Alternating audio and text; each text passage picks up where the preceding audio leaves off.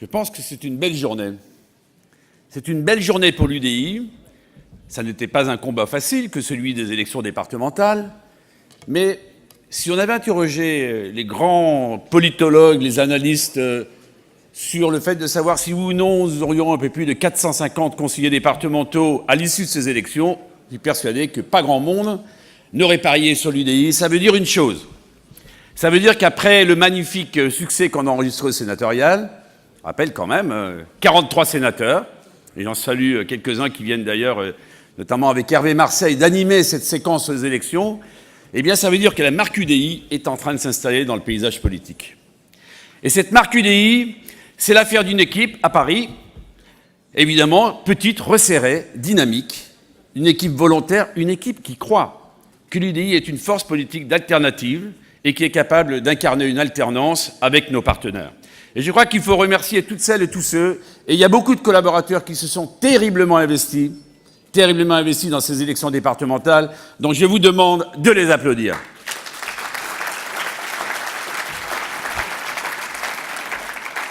Et puis, ce qui est formidable, c'est qu'avec ces tandems, il y a des nouveaux visages qui sont arrivés. Tout à l'heure, sur scène, j'étais très heureux de voir ces nouveaux élus.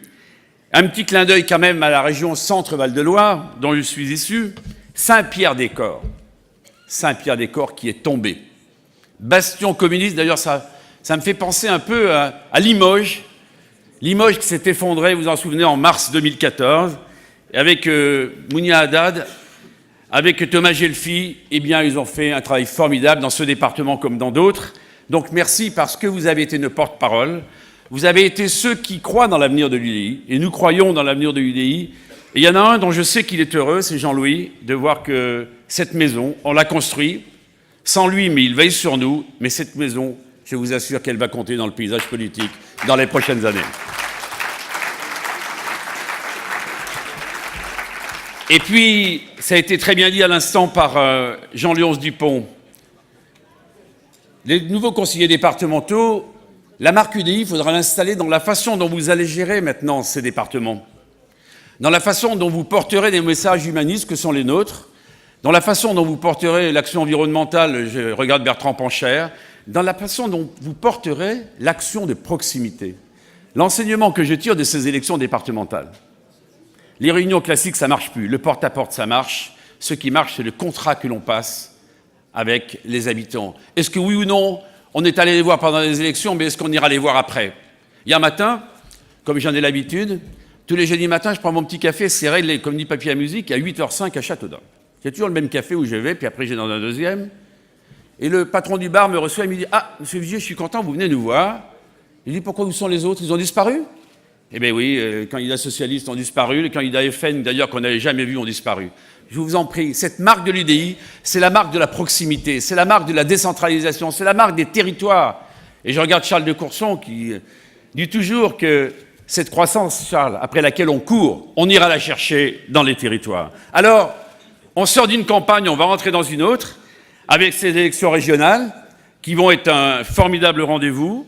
Sachez bien qu'on portera, là encore, haut les couleurs de l'UDI. On ne le fera pas dans la compromission, on le fera, comme ça a été très bien dit par Hervé, en fonction de la stratégie électorale qui sera la plus efficace, parce que si on va aux élections, c'est pour gagner. Mais je voudrais dire, et Jean-Christophe a bien fait de le dire tout à l'heure, et je le reprécise, ces élections régionales, si vous reprenez mon parcours, j'ai accepté d'être inéligible en 92. En travaillant sur le terrain, en devenant incontournable, j'ai pu, au fil du temps, avec les cumuls de mandats déjà qui intervenaient, devenir élu régional. Et c'est à partir de ce maillage-là, comme les conseillers départementaux, comme les conseillers régionaux, ce sont les députés de demain. Et notre boulot, c'est de faire des députés de demain. Vous serez ces députés de demain. Alors allez-y, les responsabilités qui vous ont été confiées, mais il faut les exploiter à fond. Il faut, dans vos délégations, être présent, innover, lancer des politiques. C'est comme cela, mes chers amis, que vous deviendrez incontournables sur le territoire. Et avec même un challenge particulier pour les conseillers départementaux. Vous êtes en tandem, souvent avec l'UMP. Bien montrer que l'UDI, c'est pas la même chose. Montrer que l'engagement territorial, c'est pas la même chose. Jouer sur les complémentarités et faites de nos différences des additions et non des soustractions. Donc moi, je me félicite que cette stratégie qu'on a portée avec Jean-Christophe, avec tous ceux qui sont là, d'Alliance UDI-UMP la plus large. Vous savez, on disait toujours dans les médias, on ne parle pas d'UDI. Ah, on peut dire au moins qu'au soir des élections départementales, le mot UDI était sur tous les écrans. On a beaucoup à progresser sur les médias qui nous accueillent. D'ailleurs, Rudy Sall, cette semaine, auditionnait la ministre, le président du CSA, et on lui a donné une petite note pour lui expliquer tout simplement que là où Europe Écologie Les Verts a 5 temps d'audience, nous en avons 1, ou qu'il y a certains médias pour lesquels nous sommes à 0%. Quand vous êtes à 0%, il n'y a pas de problème, la visibilité, elle est affichée. Et ça, ce combat, c'est le combat de la reconnaissance par les médias, qui s'est déjà constitué dans ces élections départementales où nous sommes sortis renforcés de ces élections. C'est au régional que la marque va encore progresser. Et vous verrez qu'on aura aussi des projets, des idées dans ces régions que nous serons les seuls à incarner et que l'on fera en complémentarité avec nos amis de l'UMP et nos amis du MoDem, là où ils ont une attitude claire, et je tiens à le dire tout simplement. Alors, c'est une belle séquence. Et cette séquence, elle demande de l'engagement. Donc soyez militants, parce que les députés que nous sommes, les sénateurs, les élus départementaux, les élus régionaux, nous sommes avant tout des militants. Il vous appartient de vendre la marque et de dire pourquoi nous ne sommes pas comme les autres. Alors je compte sur vous, je compte sur un mois de janvier 2016 où on reviendra, il y aura 200, 250, que sais-je, élus régionaux qui seront une fois de plus ces élus qui seront demain nos parlementaires, et tout ce travail de repérage, tout ce travail de formation, Rudy Sall avec l'école des cadres, tout ce travail d'accompagnement des jeunes pousses, eh bien ce travail on va le faire. Un parti politique qui prend en charge ses élus, qu'ils soient conseillers municipaux, qu'ils soient maires adjoints, qu'ils soient élus départementaux, qu'ils soient élus régionaux, eh bien ceux-là, on les accompagnera vers un mandat de parlementaire, j'en suis persuadé. En tout cas, s'il n'y a pas de rêve, il n'y a pas d'espoir, et ce rêve, il faut le vivre ensemble.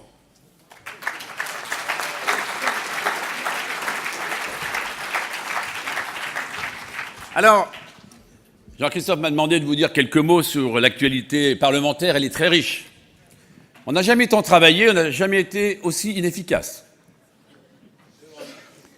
Non, je vous le dis avec beaucoup de gravité, et j'ai la chance d'avoir un groupe parlementaire dans lequel nous sommes 30. Franchement, il y a des têtes de pont sur tous les textes. Arnaud Richard a terminé cette nuit, il devait être à peu près 1h45, et le SMS est arrivé. La nuit d'avant, j'étais là. Hervé Morin va démarrer la loi sur le renseignement, il y aura quelques nuits très animées, mais sur l'ensemble des textes, croyez bien que nous sommes toujours dans cette stratégie d'opposition constructive qui est la nôtre. Alors je voudrais parler très rapidement, juste dire un mot auparavant, sur la lettre d'information que nous envoyons, la fameuse newsletter. Et vous savez, peut-être imprudemment, Laurent Hénard m'avait dit « Philippe, t'es fou de filer ton adresse mail », puisque je l'avais donnée au Conseil national, mais vous avez été plus de 50 à me dire « mais nous, on voudrait bien recevoir cette newsletter qui est faite par le groupe politique. Naturellement, elle est à disposition du parti, c'est pour ça qu'avec Jean-Christophe, on la co-signe, et que l'on voit tous les 15 jours. J'espère que ce lien vous permet de mieux connaître les positions de l'UDI.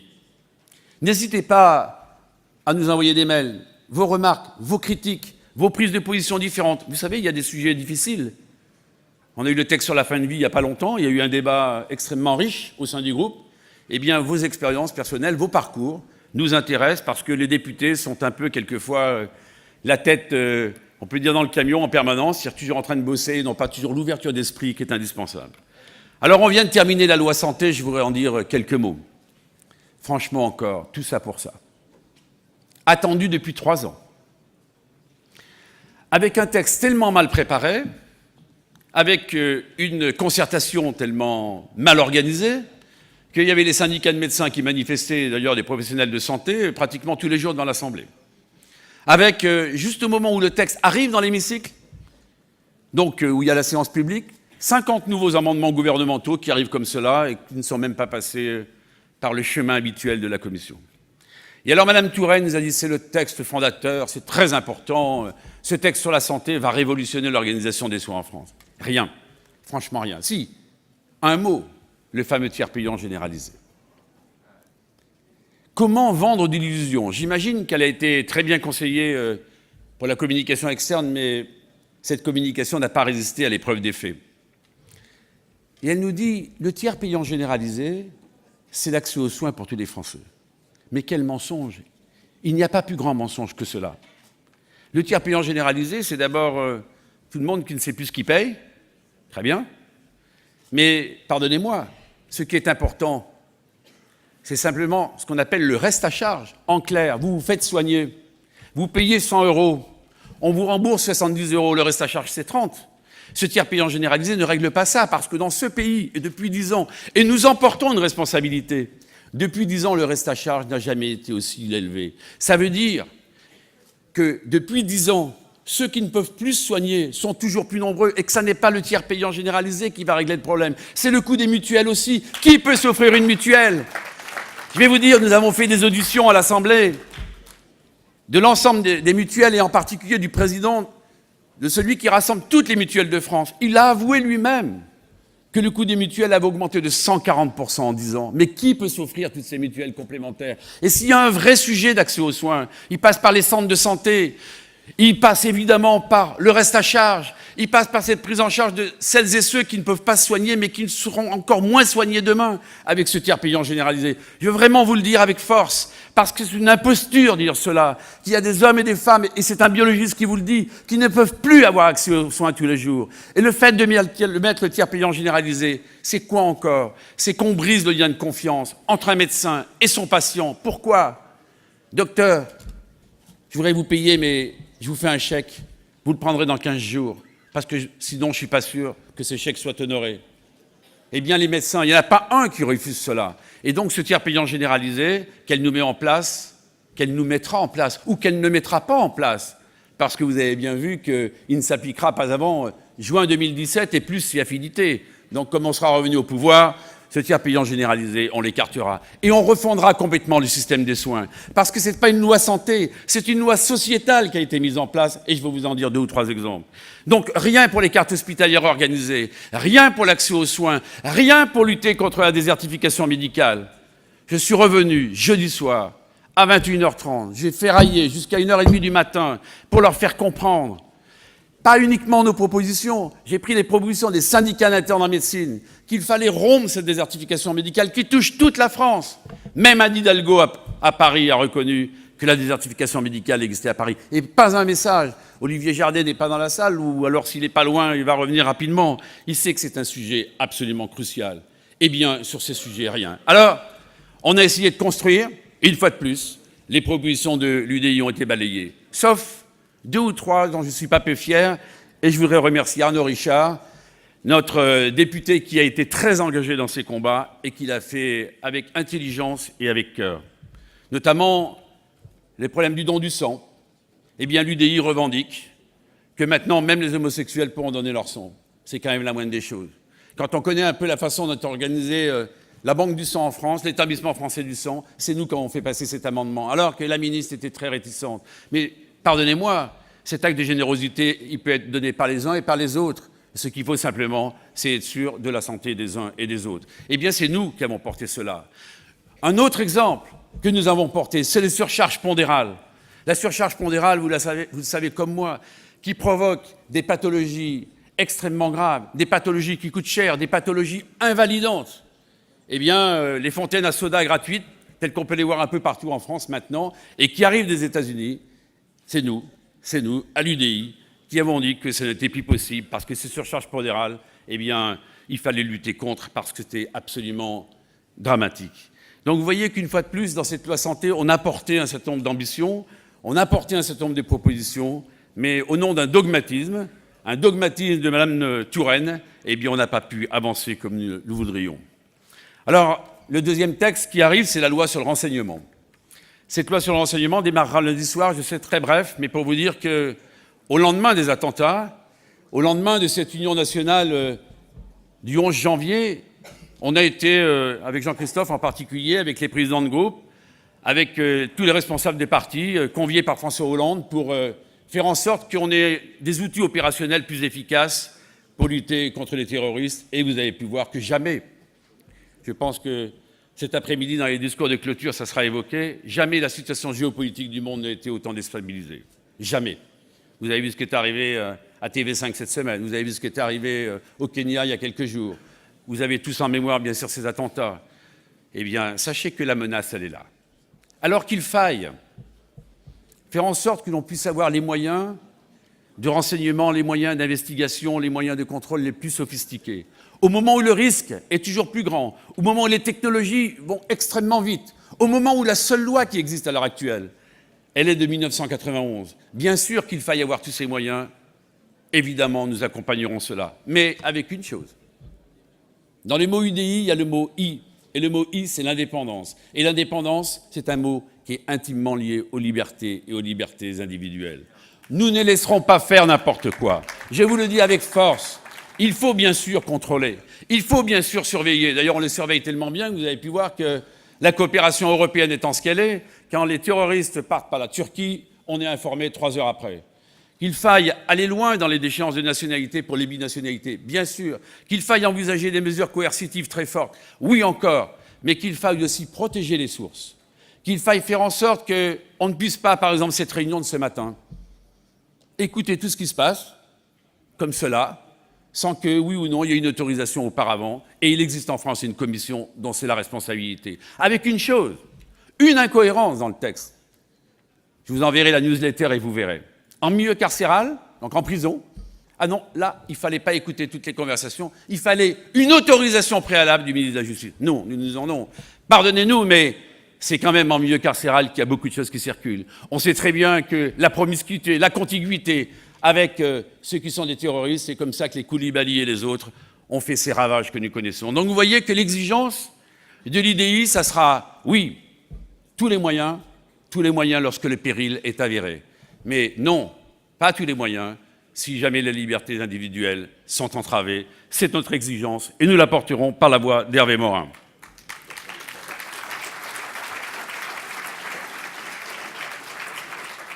Alors, je ne résiste pas à vous dire un petit mot sur la situation politique nationale, mais très bref, puisque mes amis feront ça merveilleusement bien cet après-midi.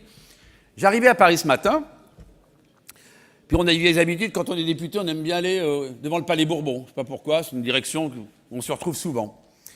Et je suis allé prendre un petit café avec notre attaché de presse du groupe, et je suis passé devant les Frondeurs, parce que les Frondeurs ont loué une magnifique salle de l'Assemblée nationale. Et il y avait Christian Paul qui était devant tous les médias. Franchement, quelle image a donné Mme Aubry hier avec un ralliement à M. Cambadélis. Mme Aubry, dont on sait très bien que c'est elle. C'est elle qui, depuis 3 ans maintenant que François Hollande est président de la République, n'ayant jamais accepté le fait d'avoir perdu les primaires, est en train de voir comment elle peut exciter à tout moment les frondeurs, les amener sur les positions que l'on connaît, les votes que l'on connaît, la fragilisation du Premier ministre, la fragilisation du gouvernement, et puis tout d'un coup, hier soir, elle s'est rangée. Alors je me suis dit, Martine Aubry est une fille tellement intelligente qu'elle a dû vraiment avoir des assurances extraordinaires de la part du gouvernement. Alors j'ai regardé et savez-vous pourquoi Martine Aubry s'est convertie au cambadélisme? Pour 2 raisons majeures. La première, on va créer un compte personnel d'activité. Voilà. Ça, c'est l'avancée du siècle, la sanction des élections départementales, la volonté que les Françaises et les Français ont exprimée en disant « on veut une autre politique ». Non. L'autre politique pour Martine Aubry, c'est un compte personnel d'activité. Pour ceux qui n'ont pas de boulot, je ne vois pas si ça va changer. Mais dedans, c'est là où il faut regarder, on mettra le compte pénibilité, qui ne marche toujours pas, dont M. Rebsamen nous a dit cette semaine, certainement happé par des PME, TPE et des représentants que « oh, c'est un peu compliqué à mettre en place, on va attendre ». Et puis, on mettra le compte formation personnalisé. Voilà. L'habillage de Martine, c'est tout simple, c'est le compte personnel d'activité qui est une conversion forte de François Hollande aux valeurs de gauche. Je vous laisse apprécier. Et puis, une deuxième chose extraordinaire. Le gouvernement a enfin compris qu'il fallait relancer l'investissement. Voilà la deuxième conversion de Martine. Alors j'ai regardé là un peu en détail. C'est la Banque publique d'investissement qui, au lieu d'avoir 6 milliards à prêter, en prêtera 8. Vous voyez que c'est vraiment très important. C'est majeur. C'est l'épargne, dont on sait qu'elle est sur les assurances vie, il faudra plus l'aiguiller vers les entreprises. Ils ont essayé il y a 2 ans, ils ont déjà oublié, c'est un échec total. Je crois que le pourcentage d'épargne qui a été mobilisé vers les entreprises, je crois que c'est plus 2 ou plus 3% avec cette loi qu'on a votée pourtant à grands coups de sirène il y a 2 ans. Et puis, alors là, il y a beaucoup d'élus locaux naturellement ce matin.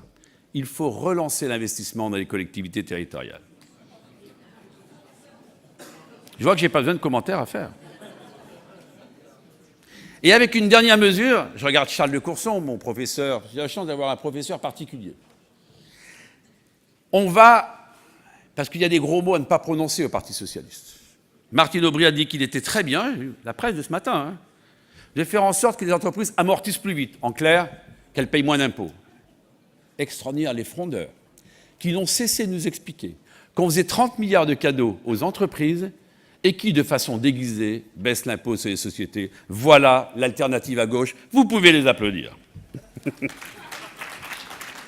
Enfin, mes chers amis, je voudrais vous dire que notre famille politique essaye avec courage, et je voudrais vous dire, je le disais à Jean Arthuis tout à l'heure, je crois qu'on fait un vrai boulot avec nos collègues sénateurs. On l'a fait sur la loi Macron. Vous avez vu d'ailleurs qu'en parlant de Macron, Macron 1 n'est toujours pas voté, puisqu'ils sont au Sénat, qu'on nous parle déjà de Macron 2, qui est débaptisé 2 jours après parce que ce n'est pas politiquement correct. Non, ce gouvernement nous mène dans le mur, et je vous le dis avec beaucoup de tristesse. La croissance, vous le savez, les tâtonne. Jamais les déficits publics n'ont été aussi élevés, jamais l'environnement économique a été aussi bon. Jamais. Et nous sommes avant-derniers. Et pire encore, vous savez qu'on a prévu et promis à l'Union européenne de faire 50 milliards d'euros d'économies sur les 3 ans. Non seulement on ne les fera pas, mais pire encore, on commence à maquiller les comptes puisqu'on ne fait même pas de budget supplémentaire. Ce qu'ils font, c'est pratiquement 15 milliards d'euros, on ne sait pas où ils sont. Eh bien là où l'exigence de la loi, c'est de faire un budget rectificatif, qu'on appelle une loi de finances rectificative dans notre jargon, non, circuler, il n'y a rien à voir, pas de débat, pas de vote, et pourtant, ce n'est pas la faute d'avoir essayé, et j'imagine que Jean-Christophe, tu en diras un mot cet après-midi. Ce qui se passe là est gravissime, et pourtant, l'ancien ministre Moscovici, devenu commissaire, a envoyé une petite lettre pour taper sur les doigts de la France. Et sachez bien que ce qui se passe en matière de dérive des comptes publics, nous paierons la facture chère, et nous allons découvrir des choses dans les prochaines semaines. Et si je me félicite de la vente des Rafales, dont on a entendu parler hier soir, ça n'empêche pas qu'il manque près de 10 milliards d'euros pour nos budgets de la défense. Et donc cet acte de sincérité, ça veut dire quoi? Ça veut dire que ces réformes, et je terminerai là-dessus, en profondeur que nous demandons, ces réformes en profondeur que nous proposons et que nous allons affiner, parce que c'est notre responsabilité de les porter, pour montrer que nous, il n'y a pas que les élections départementales et régionales, il y a ce projet alternatif, cette présidentielle qu'il faudra faire vivre, avec nos idées, avec la marque UDI, avec le courage, avec l'audace et surtout avec l'exigence que les Français ne se réfugient pas dans ce vote extrême, où la saga des Le Pen, à mon avis, ce sont les premières étapes, et vous allez voir que ça va être assez sympathique pour la suite, et que ce parti ne pourra plus, comme il l'a fait de façon indécente, je dis bien les mots indécents, aux élections départementales, faire une razzia d'hommes et de femmes qui n'ont plus d'autre alternative politique que celle de voter pour le Front, parce que, quelque part, nous portons une part de responsabilité dans l'échec de la droite. Et en tout cas, cette gauche qui avait tant promis sur ce mensonge de 2012 qu'elle est en train d'abîmer ce pays, cette gauche qui avait tant promis nous amène dans le mur. Alors, mes chers amis, cette responsabilité, je vous appelle, je vous exhorte à la porter. Il va falloir travailler et travailler dur, je vous le dis. Il faut tester nos idées. Il faudra avoir le courage de dire ce que l'on va faire. Il faudra faire cet agenda de la réforme, qui ne soit pas un agenda fictif. Il faudra, et Jean Léon sait bien ce message qu'il nous a fait passer tout à l'heure en disant « je ferme des casernes de pompiers ». Oui, nos concitoyens peuvent entendre un certain discours, à la condition qu'il soit juste. Cet équilibre, cette justice, cet humanisme, cette redéfinition des mots sur la laïcité, le parti va s'en occuper dans les prochaines semaines, car c'est une exigence aussi. Eh bien, franchement, on a besoin de vous tous. Des députés seuls ne sont rien, des sénateurs seuls ne sont rien, les cadres de ce parti seuls ne sont rien. Ensemble, on renversera des montagnes, ensemble, on incarnera ce message d'espoir. Je vous fais confiance, on a besoin de vous. Bonne fin de journée et à très bientôt.